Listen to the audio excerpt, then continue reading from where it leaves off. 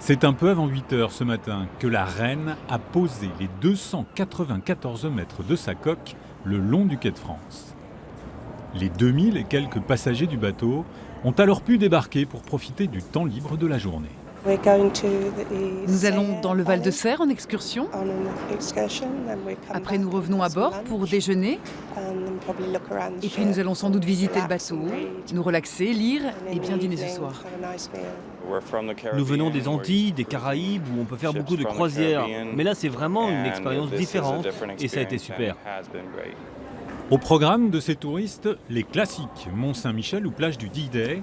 Mais l'Office du tourisme travaille beaucoup avec les tours opérateurs et les compagnies maritimes comme la Cunard pour des destinations plus proches. Et on les a reçus au mois de novembre. On est allé avec eux dans le Val de Serre, dans la Hague, mais aussi du côté dans Cherbourg. On est allé un peu sur tout le territoire pour leur montrer justement qu'il y a beaucoup d'intérêt à rester ici aussi et ne pas aller forcément sur des destinations un peu plus lointaines. Héritier d'une vénérable tradition transatlantique à Cherbourg, le Queen Elizabeth ouvre le bal d'une année exceptionnelle. 51 escales de bateaux de croisière sont prévues ici en 2019.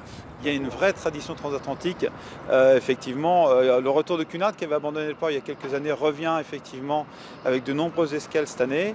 On bénéficie également du fait que Le Havre, à un moment, s'est énormément développé et tend à stagner et qu'il y a une recherche de nouveaux ports pour accueillir effectivement des navires qui sont de plus en plus grosse capacité.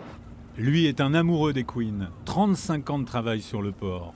Jacomon est chef d'équipe et juste avant son départ en retraite, il voulait absolument s'offrir son dernier Queen avec une réelle émotion.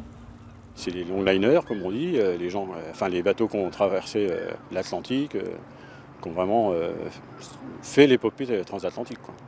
Vous êtes ému aujourd'hui ? Ouais, ça me fait quelque chose, ouais. Quand j'ai passé la dernière haussière.